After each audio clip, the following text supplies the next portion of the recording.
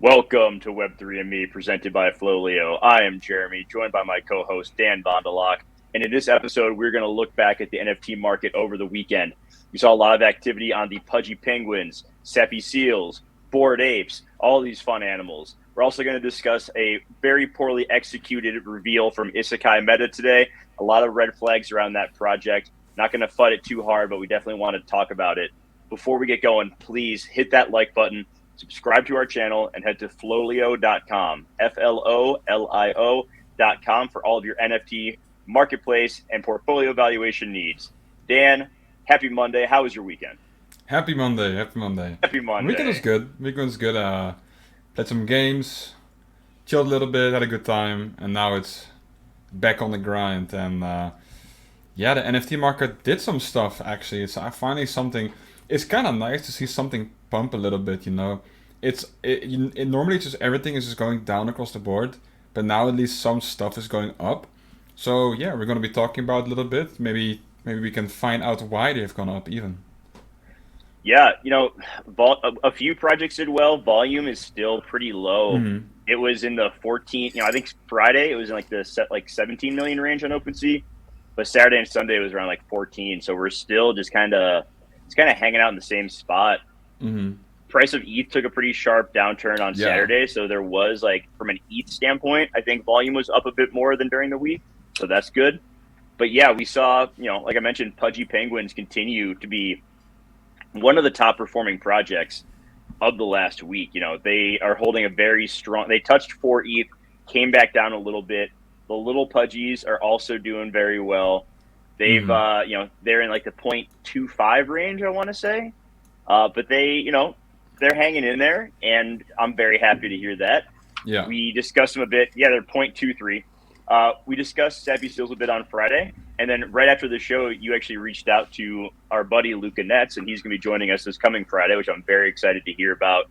Everything they have going on there. It sounds like they're have like a board of like advisors Mm-hmm. at this point of like holders in the community who are going to help grow the project. So a lot of things are going right for the Pudgies right now. And I'm very, very happy to hear that. So, they've continued to see their floor go up as some of this more and more good news comes out. And I think that's fantastic. Yeah, for sure, for sure. And I saw that there was like this image about their board, and there's like a bunch of smart people apparently. So that's nice to see. It's a bunch of like Yeah. X this, X that, or current this, current that, which is nice to Yeah. see. It's not just like, they didn't just like throw, people like you and me on there. They actually took people who know what they're doing and put them on the, on the board for Pudgy Yeah, Penguins. yeah, So yeah. that's pretty cool. Along the lines of the same, like, we've seen it before, the cute meta of some of these like cute projects.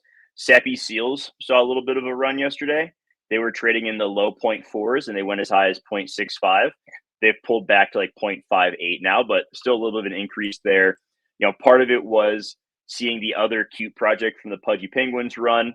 There's also been discussion that they've already brought on an artist to kind of like touch things up a little bit and improve the art some to make it even more appealing, from a mass market standpoint. So I think that's really good. We're going to be joined later this week by Camel, one of the Sappy Seals team members, to discuss the seals, talk about what makes that project so great. I'm hold multiple seals. I love it. I think it's a great. We toss community around a lot, but I do think that's a great community. So I'm looking forward to that conversation. Yeah, and he's like the resident shitposter on Twitter as well, which he does really well. Like, I mean, he's good at, you know, He gets farming people talking. engagement. To be fair, Yeah. like, it's not malicious either. It's just No. mostly poking fun. Yeah. It's yeah, I mean, it's goofy stuff, right? It's like for fun, being like always kind of shitting on Nozuki kind of as a meme, and it's hard to dislike the guy. Yeah. He's something. It'll be fun to talk to him. So we've seen that staking has started with potatoes. Why don't you give us the rundown here? Yeah, I have some background noise. I don't know if it's that loud. I hope it's kind of okay. Not. No, Um, it's okay. okay, I'm glad. Yeah, so potatoes they started. They're growing, and growing is just another word for staking. To be fair, it's just staking, but another name. And yeah, we've seen a lot of assets being staked pretty fast. We currently have around 9.2 thousand assets staked. out of 10,000, so only 800 not staked, which is pretty good. And it's kind of like this soft staking mechanism where you can stake it as long as it's not listed, essentially. If you list it, then it gets unstaked quite immediately, I would assume. And they're having like this weekly raffle type of system. Oh my god, your image was like stuck on on you being like this. Look like it's look like you just like broke. My I got a lot of tension. The NFT markets cause a lot of tension. I had to it does. That's true. It's true. My neck a little bit. We're tense. I gotta get a massage. Exactly. Yeah. Shake it out, Dan. Okay, so we're growing our taters. Is what I'm hearing. So, there's gonna be a raffle. Yeah, the raffles is gonna be held or pool, I guess, like on the next Monday, and the reward includes I believe 20 potatoes and 2 MVP NFTs, and they're like 30 ETH each. So that's nothing. Is one person gonna win all that? No, multiple winners. Multiple people. Yeah. Okay, Imagine one person just being like, "Oh, thanks for giving me 20 potatoes and 2 MVP awards." So is it going to be 20 potatoes, 2 MVP? So is it going to be like 22 raffle winners? So each winner gets like one thing. Yeah, the current MVP winners, so every week you generate a single ticket per potato, but if you own an MVP award, you gain double the tickets. Oh, okay. Okay, interesting. There you go. And the floor's been okay. Like it was around 1.4 when it began, I think, and then it went down to 1 or like 0.9 or something, maybe 1.1, and now it's back at like 1.3, 1.4 range. So it's done pretty well, all things considered. Okay. Well, very good. A project that hasn't done so well the last 24 hours, as I mentioned at the top, was Isekai. I believe I'm pronouncing that right. Mm-hmm. This is a project that minted out on July 21st for 0.25 ETH. So 0.25 for a first-time project. I looked at the founders. They are docs, which is a good thing. But from what I understand, this is their first NFT project. So red flag number one is the fact that was a really expensive mint. Like even on July 21st, ETH wasn't, doing great, but that's still quite a bit for a first-time project.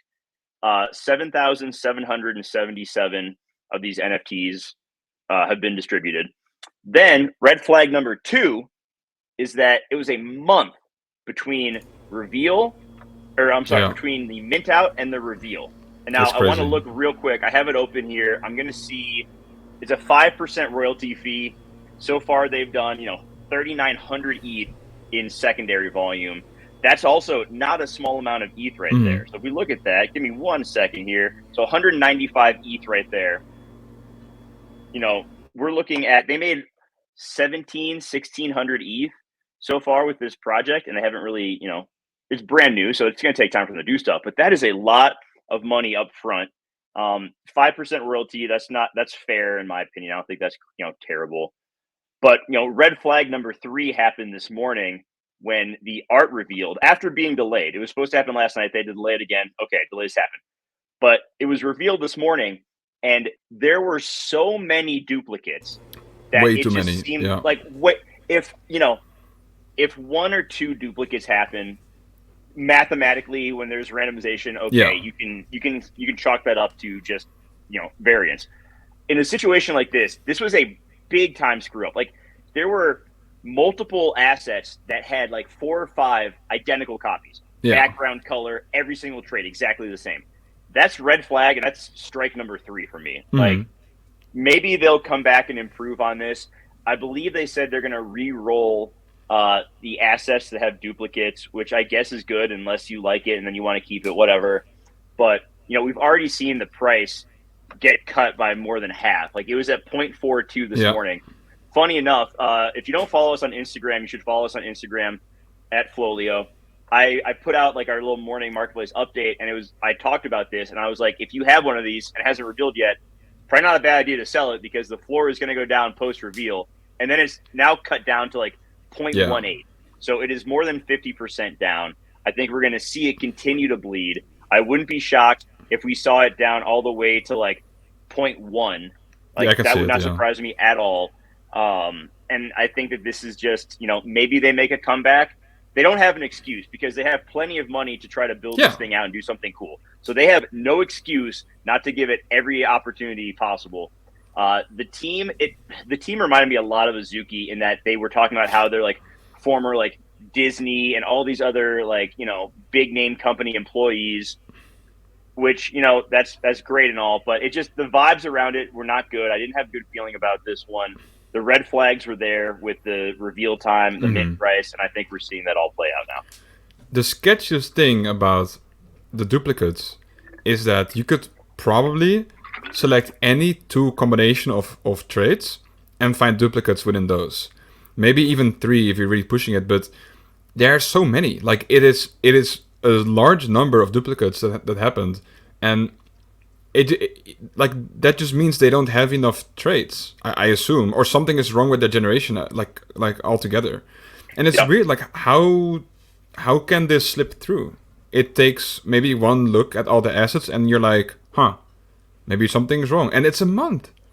It took them a Yeah. month to reveal, and I assume the art was ready before, right? Like, I mean, the art is fine. It's nothing it's okay. like, it's nothing It's earth within their, shattering. yeah. It's within the Ghibli style, which I think you didn't know last time we talked about it, but it's like this. Not.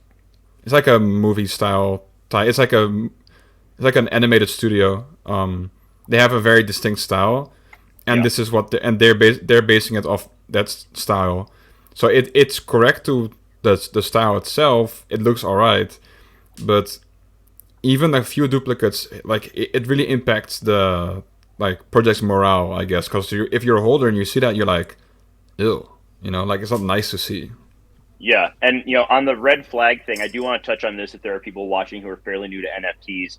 The reason I said that the mint price is a red flag, you know, if a team is in the project for the long haul and they have royalties on secondary, there's a lot of incentive to build it out. Yeah. And if they have a really high mint price, like Bored Apes minted out for 0.08, Cool Cats ended up minting out for 0.02. If these teams are really dedicated to it, they know that long run they will make money if they produce value and, you know, give back to the communities. A high mint price to me is a sign that like it's a little more sketchy. Like I don't know if I really have a lot of faith in that. And then, you know, with the long reveal, that goes back to the fact that there's so like the majority of projects do their highest volume pre-reveal and therefore get their most revenue from secondary sales pre-reveal. So to me, if you're stretching a reveal out more than a couple days, it's a really bad sign. Yeah. Like I think we can look at a lot of projects that had long reveals. We saw earlier this year with Hape. We've seen a lot of these projects that had these drawn out, extended, multi-week reveals. It's not a good look. So, you know, that's kind of the why behind my thought process there is there's just a lot of, and this is all backed up by, you know, a year and a half in the NFT market and seeing these things play out with many projects. Like, is it 100% of the time? No, but it's more times than not for sure. Yeah, and like also for the really late reveal times is that the project sits there for a month collecting like royalty fees on the secondary, and Yeah. like art is most likely already done before, right? There's no reason to delay it and keep like other than, you know, more money. And if it isn't mostly done and they've only designed like one or two, that's also really bad. Really bad. Like, because it shows that they haven't like they just are putting it out there hoping it sells out, and if it doesn't, maybe they just don't even follow through on it. Like that's either way you slice it, it's not good. It's not good. Exactly. For sure. So we also, you know, looking at the weekend volume, we saw a brief reflippening. So last year, all the talk was around the first time Bored Apes became more expensive than punks. The talk has been will or when punks will reflip apes. It briefly happened. At this point, like, I don't really understand why it's a big thing. Like, whatever, like, who cares about day-to-day price action of it? Yeah. Long term, I think they're both going to do well. It's unfortunate that, you know, the same way that punks flipped apes and that it wasn't really apes flying, it was punks crashing back down is the way that this happened too, where apes have continued to drop. There's still concerns over the liquidation situation with Bendadao, which we talked about on Friday. And so, we see apes are below 68 ETH at the moment. There's a lot. It's interesting. The people that have been the most vocal about the ape floor going down on Twitter are people who don't actually own apes, and so Yeah. I think it's just at this point attention grabbing, whatever you want to call it. But I, as an ape holder, I'm not particularly concerned, and I know a lot of the other longtime ape holders who have been in this since the beginning are also not very concerned. Yeah, I mean, at the end of the day, you gotta ask yourself what changed, and nothing changed other than the price, right? So if Yeah. you really believe in it, then there's no difference. Yeah, if you believe that the entire NFT market is still overvalued, which that could very well be the case, and you're looking to sell your ape because of that, then I get it. But if Mhm. you own an ape and you're considering selling now, but you don't think that NFTs are going away, then I don't really get why. But to each their own. Yeah. You got to do it as in your own best interest financially. I did get a chance to watch, the in an interview with the Ape founders, and they talked about how like they don't really care about floor price and stuff like Hmm. that. Have you seen this interview, Dan? I saw this portion of it, yeah, but I didn't see the Yeah, whole interview. it was good. Yeah, it was good. I recommend anyone go check it out. Don't read the comments because the comments are very anti NFT. But it was a good interview overall, and I'm still of the belief that the next time that Apes announced what is coming with the points of their roadmap, including the trial of Jimmy the Monkey and the Mecha Apes and Dogs, that good things are going to happen. We've seen the price floor of the mutants rebound is getting close to 14 again. The dogs dipped down to around 6. They're back over 7. So I think things are calming down. There's a lot of hysteria last week. We saw, ETH going back down. We saw the liquidation issue. So there was a lot of fear and panic in the streets. But I think people are starting to ease off of that a bit.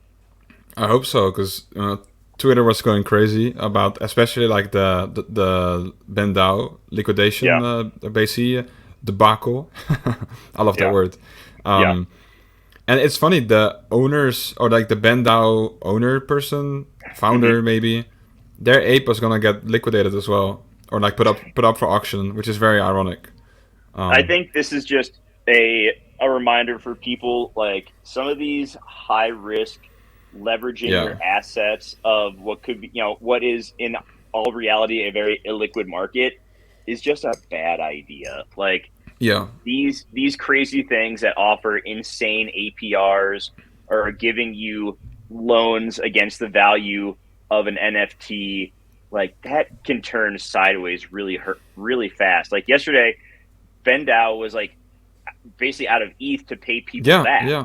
Like some of this stuff, guys, we're already in a speculative market. Oh, I didn't mention earlier. Another thing we say is financial advice. Do your own research.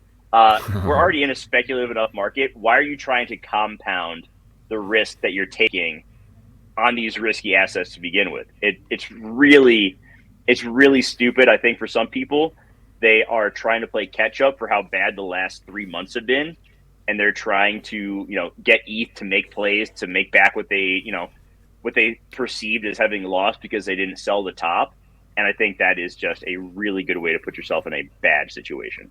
Yeah, I think if you're like, I think if you're maybe, yeah, I think if you joined like a year ago in NFTs, and you experienced like the huge bull runs, right, like the huge pumps, and then basically after that it's been sideways and like kind of down, and maybe Yeah, maybe people are like trying to chase that high of getting like huge rewards, and then they do risky stuff like that. For example, I don't see 100%. how that works out in your favor, but maybe I'm just not too big of a degen to see You know, that. I think for a very, very, very small percentage of people, they can make it work if they're trading NFTs 24/7 Mm.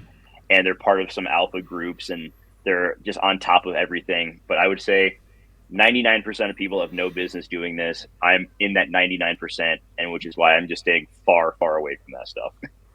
Yeah, I'm in the 99% as well, and then I dabble in some flipping, and it's just like you think you do a good job, and then you look at your wallet, and it's like, wait a minute, I sold for a profit, but I lost money, Yeah, and it's like after the damn after taxes on it. fees, after Yeah, the fees and fees. gas, I'm not doing too hot here. So this is a really tough time if you're trying to flip NFTs. I don't envy anyone who's doing that at the moment. It's a lot. I would rather just, feel comfy holding the projects that I do and, watching stuff like 10KTF. I talked about that the other day. Those combat crates are doing well. Like there's still projects out there that are going to continue to grow. Have you seen the Huxley humans yet?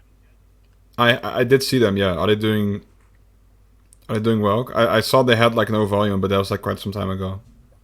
Let's see here. Volume only 31 ETH in volume. The floor That's is good. 0.36. I'm gonna pull up their page on OpenSea because I think I'm gonna buy some of these later. Like I believe in the Huxley team, and these look. I mean, if you want to talk about low effort, this is the complete opposite of that.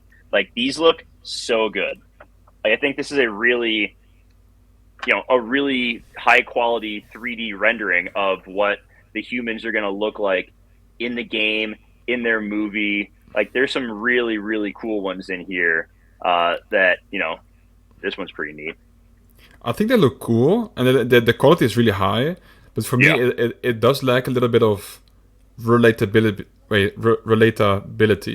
Like it doesn't really look like a human as much as, because it's full armor, right, and goggles, and I understand that that's what I understand that that's what they're going for in their like dystopian future, but I do miss some like characteristics, I guess. Yeah, I mean, if you've read the comics, all the animation in the comics looks exactly like these, except not 3D. So I think it's one of those things. If you like the comics and that art style and that, you'll like these. But I get what you're saying. It's consistent for sure. Yeah. Yeah, like I just think that they look really, really high quality, and the quality is very high. Yeah, they're gonna keep putting out cool stuff, and the supply isn't crazy. It's gonna be like a max of 3,000.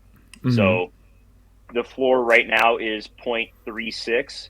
I think there are a lot worse ways that you could be spending 0.36 in this market right now. I'm not going to name any names, but I think that's this is one of the better things. If you're itching to go buy something and you got that in your budget, once again, not financial advice, I don't think that I don't think the humans are a bad choice. Yeah, no, I agree. And at JWeb, have you seen the Gutter Cat Gang against Wolf Game Twitter poll engagement farming final? I saw something about it. I saw like Gutter Cat Gang people accusing Wolf Game of like botting it and all this stuff. Yeah, they're very mad. Yeah, they're very upset. At this point, I just do not care about the drama. Yeah. I think a lot of Gutter Cat Gang holders are getting like impatient because we were promised a lot in Q3, and we have about 5.5 weeks left in Q3, and we haven't really heard anything, which I'm not too concerned about. If you compare it to Q1 of this year for Bored Ape Yacht Club said a bunch of stuff was going to happen in Q1. Nothing happened at all in January and February, and then March, the shit just hit the fan in a good way. And I think we'll see something similar with Gutter Cat Gang. Like the gang token, I don't expect to be, out before like the very end of Q3. Like I think they'll do it like Bored Apes. And I believe this because the same people who were advising and working with Bored Apes, Horizon Labs, on their token, are working with Gutter Cat Gang. So I think we'll probably see it like in the last 10 days of Q3, which if you don't own anything Gutter Cat related, there is a lot of value there still. From my understanding, the most likely scenario is that the OG species, so the cats, rats, pigeons, and dogs, are going to get, gang token. Cats are going to get the most. But, if you look at the rats, the floor is 0.84.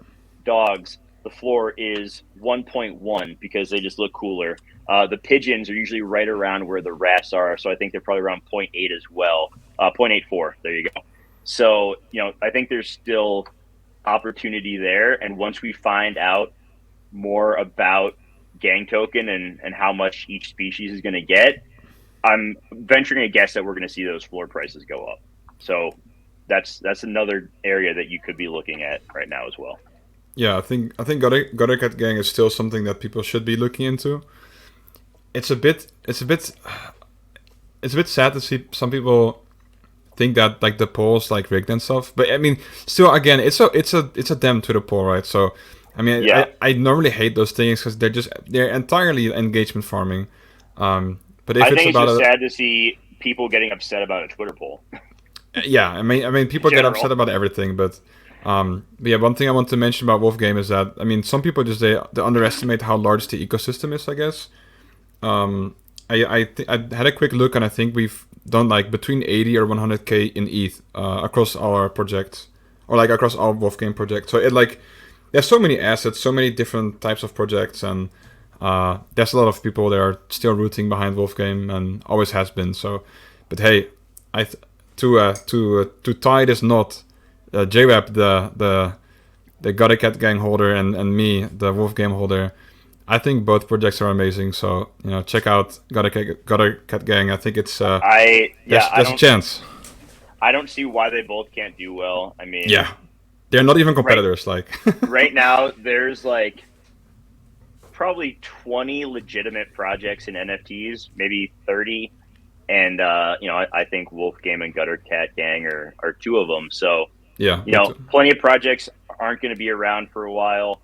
Plenty of there'll be some that do hold on and survive this bear market, however long it may be.